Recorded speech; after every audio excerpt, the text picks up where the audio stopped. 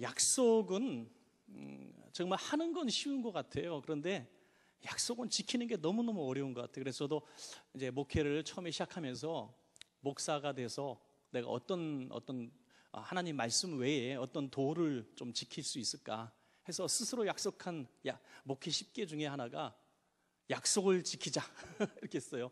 약속을 하는 건 너무너무 쉬운데 지키지 않는 많은 선배 목사님 때문에 제가 많은 실망을 했던 것 같아요. 그래서 우리 후배들이 볼 때에도 또 우리 성도님들이 볼 때에도 목사가 약속하면 반드시 지키는 목사가 돼야 되겠다, 그런 생각을 한 적이 있습니다.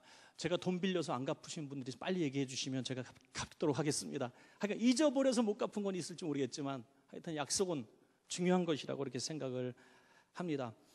그런데 세상 사람들은 약속을 너무나 쉽게 하고 잘 깨트립니다. 그래서 우리에게 모든 상처를 주고 또 실망을 주고 또 우리에게 손해를 굉장히 많이 끼치고 있죠. 그래서 약속을 두려워하게 돼요. 이제는 약속을 해도 약속을 믿지 않고 종이를 믿어요. 종이를. 그래서 도장 찍은 거, 법정에서 효력 있는 거. 그래서 여러분들, 이게 상식적인 얘기입니다만은 정말 어떤 거래가 있을 때 꼭 종이에다가 쓰시고 도장 찍고 막 처음에 조금 불편해도 그렇게 하시기 바래요. 정말 대충 좋은 게 좋다, 뭐 좋은 사람이니까 그거 안 소용없더라고요. 법적 효력이 있는 어떤 것을 만들어 놓는 게 너무너무 중요하다는 거죠.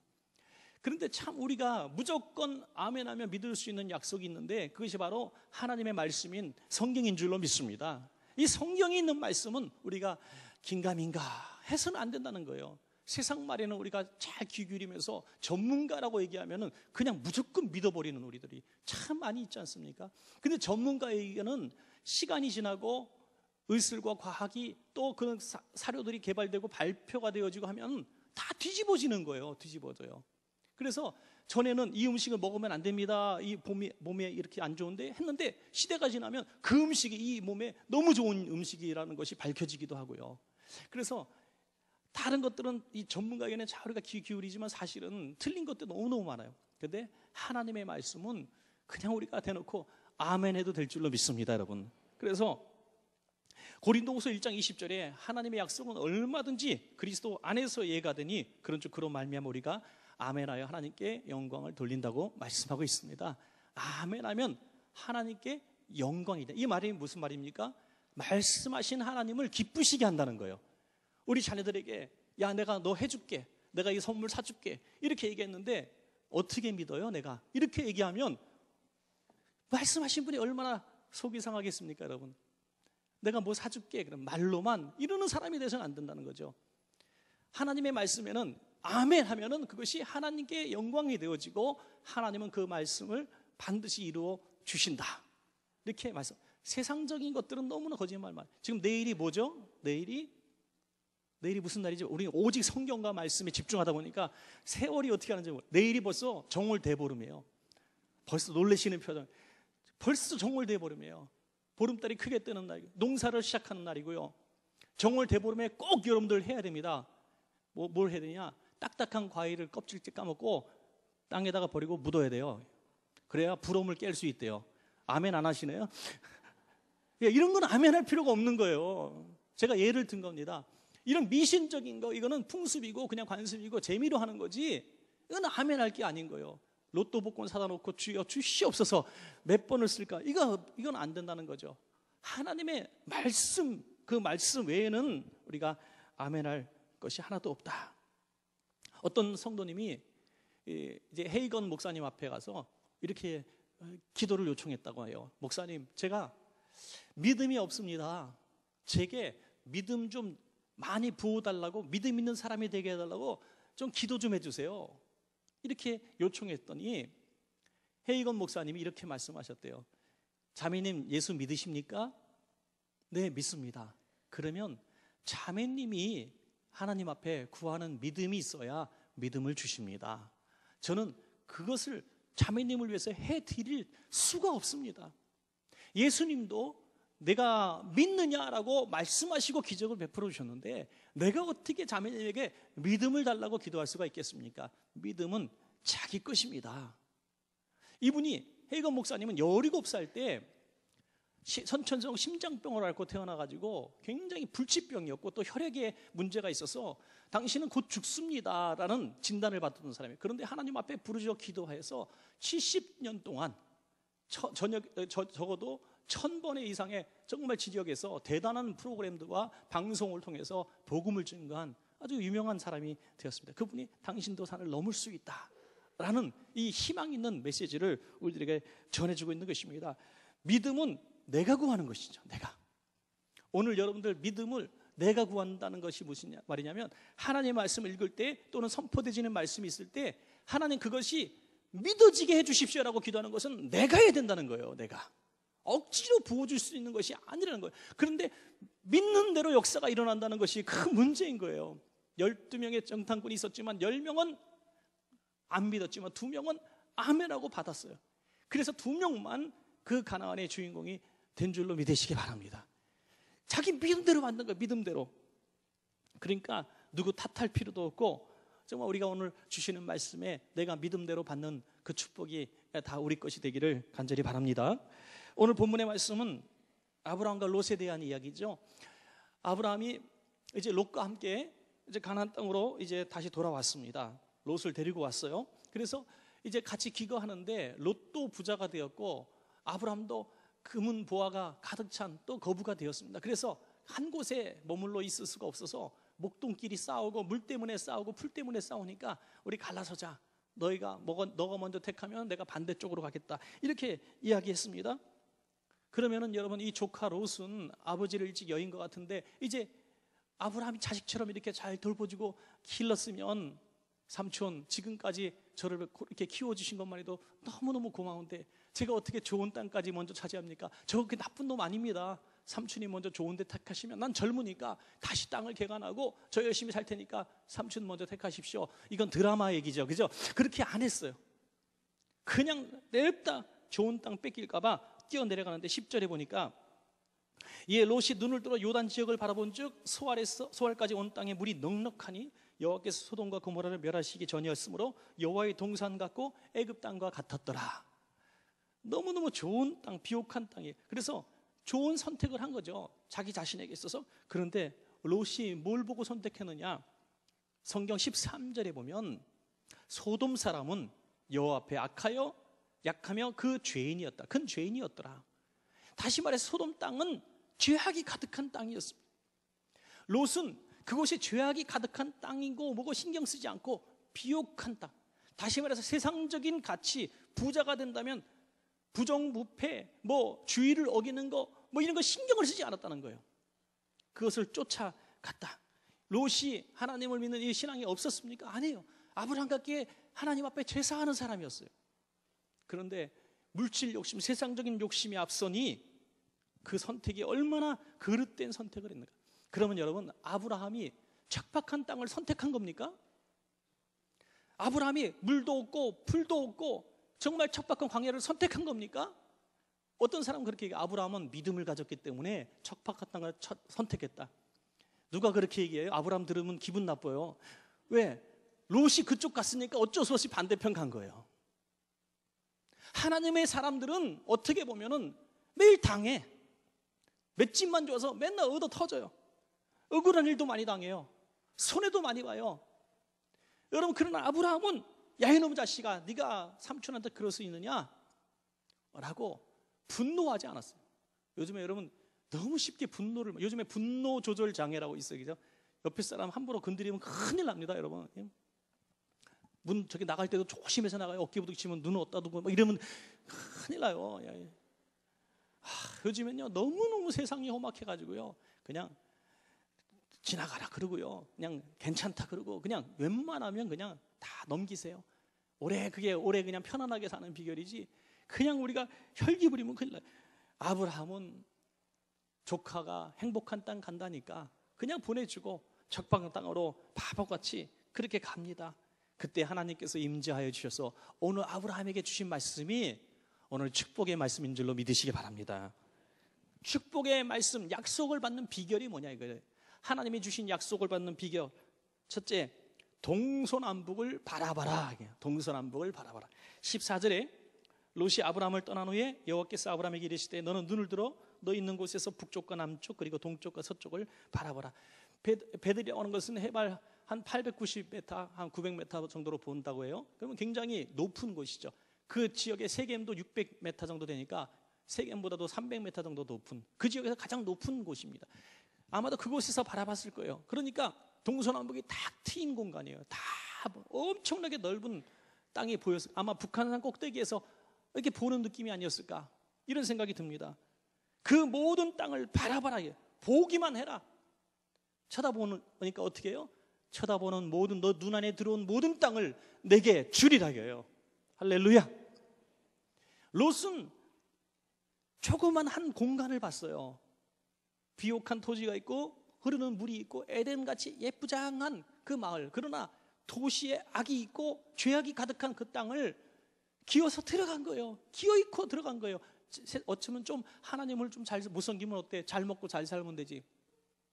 여러분, 그래서 교회를 선택하는 것도, 직장을 선택하는 것도 물질의 눈을 가지고 보면은요, 다 합리화가 돼요. 합리화가. 그래서 내가 이렇게 해서 성공해서 하나님께 영광 돌리죠, 이렇게 다 합리화를 시킨단 말이에요. 눈이 가리워진 것이죠. 그러나 정직하게 하나님 앞에 서서, 하나님, 내가 어디를 어떻게 선택해야 됩니까? 라면 바보라도 다 응답을 받을 수가 있어요. 우리가 항상 가리워지는 거예요. 자꾸 가리워져요. 자기에 대해서 관대해지고 타인에 대해서 경책하고 또 징계를 해요. 그러다 보니까 자꾸 이 어려움 속에 들어가면서도 원인을 모르고, 아마도 롯이 이 소돔성 안에서 주님, 왜 이 땅이 망해야 됩니까? 하나님 너무하십니다라고 원망했는지도 모르겠어요. 그러나 오직 믿음으로 살려고 하는 사람에게는 하나님은 상상할 수 없던 땅을 그에게 허락하여 주신다고 하는 약속의 말씀인 것입니다. 여러분, 아마도 굉장히 고독했을 거예요, 아브라함은. 그리고 실망이 가득했을 거예요. 내가 참 조카를 잘못 키웠구나. 아픔이 있었을 겁니다. 그리고 척박한 땅을 바라보면서 내가 이제 어떻게 이곳에서 목동들을 이제 먹여 살리고 또 양들을 먹여 살릴 것인가. 이제 영적인 가장으로서, 육적인 가장으로서 고민이 이만저만 아니었을 거예요. 그러나 영적인 눈을 들어 하나님만 바라본 아브라함에게 하나님은 모든 이 땅을, 좌우편 동서남북을 다 주신다는 약속을 해주셨다는 것입니다. 이사야 40장 26절에 너희는 눈을 들어 누가 이 모든 것을 창조하였나 보라 그랬어요. 그리고 특별히 우리 청년들 계시다면, 또 우리 해외에 나가실 분들이 계시다면, 지방으로 가실 분들이 계시다면 이 말씀을 꼭 기억하시기 바랍니다. 우리가 고독한 땅, 아무도 믿는 사람이 없는 외로운 땅, 아니면 억울함이 가득 찬, 분노가 가득 찰 수밖에 없던 그런 고통스러운 땅에 홀로 있게 됐을 때 이렇게 기도하십시오. 하나님, 이곳에도 주님이 계신 줄로 믿습니다. 이곳에도 우리 주님이 계신 줄로 믿습니다. 내가 눈을 들어 동서남북을 바라볼 수 있도록 제 눈을 열어주십시오. 그러면 가장 외지고 가장 고독하고 가장 실패의 자리에 앉았었던 우리가 하늘을 바라보는 순간 너무나 새로운 넓은 지평이 보여지고 하나님의 계획들이 보여지게 된다고 하는 것입니다. 여러분, 주일날 말씀을 드렸습니다마는 광야에서 하나님의 축복을 누리어라. 광야에서 창조적인 축복을 누리.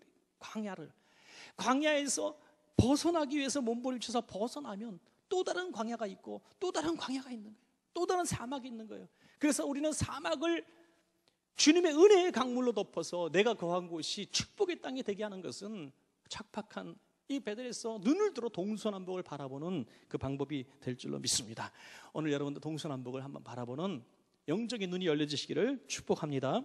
두 번째로 17절에 너는 일어나 그 땅을 종과 행으로 두루 다녀보라. 내가 그것을 내게 주리라. 본대로만 준 것이 아니라 보고 그냥 아멘 안 하면 주시지 않는데 다녀보라는 거예요. 만져보라는 겁니다.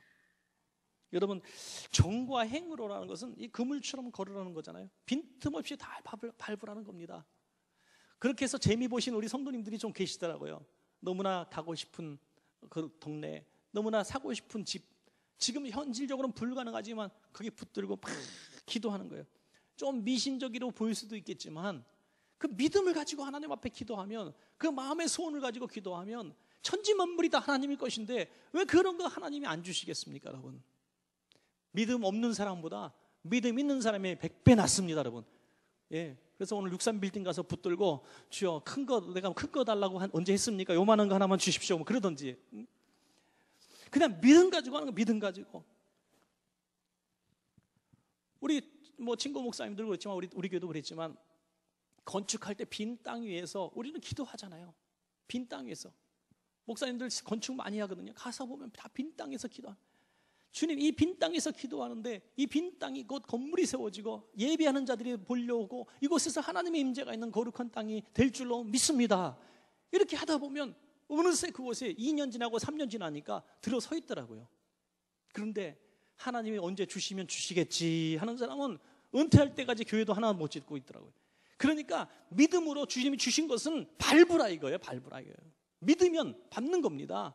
아멘하고 걷는 겁니다. 그냥 가만히 있으면 믿음 있는 사람입니까? 아니면 아닙니다. 나가서 밟고 아멘하면서 주시옵소서 하는 사람에게 하나님은 주시는 것입니다. 여러분, 믿지 않는 사람에게, 도전하지 않는 사람에게는 안타깝게도 아무 일도 일어나지 않는 것입니다. 여러분. 아무 일도 일어나지 않아요. 도전하고 하나님이 주신 것이라면 아멘하고 밟으시기를 바랍니다. 여러분. 히브리서 11장 1절에 믿음은 바라는 것들의 실상이요 보지 못하는 것들의 증거라 그랬어요. 세상에서 가장 큰 믿음의 방해는 어디 있느냐? 저는 바로 이 마음이라 그래요. 마음이라고 생각합니다. 세상에서 가장 축복의 장애물은 바로 내 마음이 내 마음. 기적은 내 마음에서부터 아멘하고 나오지 않으면 절대로 기적은 우연히 일어나지 않습니다. 절대로 병고침도 일어날 수 없고 절대로 기적도 일어날 수 없습니다. 여러분, 우연히 하나님이 입에다 넣어주신다고요? 천만의 말씀이에요. 믿지 않으면 역사는 일어나지 않습니다. 믿으시기 바랍니다. 여러분, 믿어야 역사가 일어납니다. 믿어야 능력이 나타납니다. 병 나신 분도 병을 손 얹고 기도할 때 주님 아픈 거 아시죠? 고쳐주시려면 말고 아니면 말고 뭐 이렇게 하면 뭐 고쳐지겠어요? 제가 설교를 하면서 오늘 아프신 분을 몸에 손대고 기도하시기 바랍니다 하면서 하나님이 고쳐주실 수 있는 사람은 고쳐주시고 안 그런 사람은 그냥 돌려보내주시기 바랍니다. 혹시 그것가 또 너무나 심한 부탁을 한 건 아닌지 죄송스럽습니다. 이렇게 하나님 앞에 기도하면은 누가 응답이 이루어질 수 있냐 이거요. 믿습니다 믿습니다 하면서 진짜 믿어도 하나님의 주권 속에서 허락하실까 안 하실까 하나님의 마음속에 있는 것인데 하나님은 이렇게 말씀하셨어요. 종과 행으로 걸어라. 밟는 땅을 내게 주리라 이거예요. 밟는 땅을 내게 주리라. 우리 성전 지을 때도 계속 돌았잖아요. 계속 돌았어요. 돈 땅을 계속 주셨는데 하여간 저 밑에 한 2집 더 남았어요. 돈 땅. 언젠가 주시겠지 뭐 주님 오시기 전에. 네. 그러니까 돌다 보면 어느새 그게 다 허물어져 있고 오늘 이 자리가 됐더라고요. 예, 금방이에요. 다 금방. 여러분 세월 금방 가지 않아요? 여러분 지금 몇 살인지 갑자기 제가 물어보니까요. 내가 몇 살이더라? 이런 분들 많더라고. 그리고 한 2년 전 나이를 대시는 분이 있어요. 그런 거 안 되는 여러분? 자기 나이가 몇 살인지도 지금 몰라. 그만큼 세월이 팍팍팍 지나가는데 계속해서 입만 버리고 감나무 아래에 앉아있는 사람들은 역사를 이룰 수가 없는 것입니다. 종과 행으로 걸어라 할 때는 믿음으로 아멘하고 걷는 것입니다. 그 땅을 하나님이 주실 줄로 믿습니다. 또한 둘째로 제단을 쌓아, 마지막으로 제단을 쌓으라는 거죠. 18절에 마지막 세 번째, 이 아브라함이 장막을 옮겨 헤브론에 있는 마므레 상수리 스풀에 이르러 거주하며 거기서 여호와를 위하여 제단을 쌓았더라. 예배를 드렸다는 것이죠. 예배. 여러분 예배가 무슨 뜻입니까? 하나님께 받은 은혜 감사하고 하나님의 나심을 올려드리는 거예요. 영광을 돌리는 것입니다. 이것은 의무고 정말 감사해도 예배를 드리고 힘들어도 예배를 드리고. 여러분 예배를 어떤 상황에서만 드리지 말고 힘들어도 예배 드리고요, 즐거워도 예배 드리고, 가게 문을 열어도 예배 드리고, 폐업할 때도 예배 드리시기 바랍니다. 개업 예배 때는 많이 드리는데 폐업할 때는 예배 안 드리더라고요. 건강할 때, 퇴원할 때는 예배 드리는데 아파서 힘들어할 때는 숨기더라고요. 여러분 그럴 필요 없다는 거예요. 죄를 짓고 나서도 예배를 드리라고 했어요. 죄를 짓고 나서. 왜? 주님 앞에 나갈 때 나는 여전히 죄인이고 아무리 내가 선한 행위를 해도 여전히 하나님 앞에 우리는 죄인입니다. 그러므로 예배를 통해서 우리가 예수 그리스도의 피로 우리가 정결케 되는 축복의 시간이 되고 하나님을 만나볼 수 있는 영광의 시간이 되기 때문에 특별히 실패했을 때, 특별히 아팠을 때, 특별히 내가 오늘 세상에서 큰 죄악을 짓고 괴로울 때 더 성경을 펴놓고 찬송 부르며 기도하는 예배가 있기를 주의 이름으로 간절히 부탁합니다. 주님을 만나야죠. 만나야죠. 만남이 축복인 것입니다. 2015년 1월 23일에 방영된, 저는 텔레비를 안 보고 말씀과 기도의 전마다 보니까 텔레비를 안 보고 이거 뉴스에서 본 겁니다. MBC 예능 프로그램 나 혼자 산다. 예. 저는 나 혼자 산다 이거 있는지도 몰라요. 여기 보면은 시스타라는 그룹에 효린이라고 있대요. 효린이 아세요? 아시는구나. 하여튼 효린이라는 이 사람은 가수인데 이제 그 카메라가 이 사람을 이제 취재를 한 거예요. 자기 집에서. 그런데 고양이를 이렇게 유기된 고양이들 이렇게 기르고 그런데요. 그런데 아침에 일어나자마자 고양이를 위해서 카텐도 열어주고 목욕도 시켜주고 발톱 깎아주고, 어디가 발이지? 고양이는 하여튼 뭐 앞발 뒷발 깎아주고 그런다는 거예요. 그래서 너무나 지극정성으로 해서 거기 있는 MC들이 고양이가 그렇게 당시 생애에 당시 삶에 소중합니까? 라고 물어보니까 저보다 고양이가 소중해요 그러더래요. 거기까지는 그냥 그런가 보다 해요. 그랬더니 MC들이 깜짝 놀라서 고양이를 그렇게 소중히 여기는구나. 그러면 고양이 위에는 또 누가 있죠? 그랬더니 주님이요 그랬다는 거예요. 자, 여기서 짠 하지 않아요? 그러니까 나는 고양이 밑에, 고양이 위에 주님, 이런 얘기죠. 예. 얼마나 자기를 고양이보다 못하게 여기는 이 진짜 믿음 있는 사람 아닙니까? 난 죄인 중에 괴수더라. 바울 수준까지 돼버려. 효린이가 진짜. 네. 혜린이 자꾸 혜린이가 아니고 효린이요. 예. 자기는 고양이보다 못하다고 자신을 낮출 줄 아는 사람이기 때문에 주님이 최고다 주저없이 이야기하는 사람이었습니다.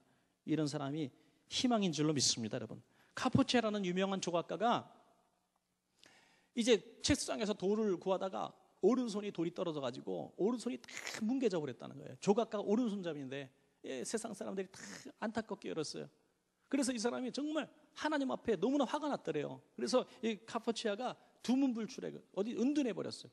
그리고 계속해서 하나님을 원망하는 거예요. 하나님, 내가 하나님 영광 위해서 조각하고 이렇게 하는데 이 오른손을 이렇게 망가뜨리고 뭉개버리시니 하나님 너무하십니다 하고 원망하는 시간들을 보내요. 그러다가 하나님께 다시 기도하기 시작합니다. 하나님, 오른손이 망가졌으니 왼손으로 새롭게 시작하겠습니다. 그래서 왼손으로 조각을 해서 첫 작품을 만들었는데 너무나 멋진 걸작이 나온 거예요. 그래서 마을 사람들이 그것을 중앙에다, 마을에다 딱 세워놓고 이름을 붙였대요. 작품 이름. 그럼에도 불구하고 뭐 다 아시는 얘기인가 봐요. 아무도 반응을 안 하네. 얼마나 감동적입니까 여러분. 그럼에도 불구하고 무엇이 이 사람을 순간적으로 변화시켰어요. 원망하고 불평하고 나는 혼자다, 나는 망했다, 실패했다는 사람이 어떻게 이렇게 변화해서 반전의 역사가 일어났을까요? 하나님을 만났기 때문이죠. 어떻게 만났을까요? 하나님을 예배할 때 만난 줄로 믿습니다. 예배는 하나님을 만나는 시간이에요. 주님께서 우리를 어느 상황, 어떤 순간에도 우리를 잘 아시는 부모와 같은, 아니 부모보다 더 우리를 잘 아시는 주님께서 여러분을 안아주실 때 우리는 예배자의 기쁨을 누리게 될 줄로 믿습니다.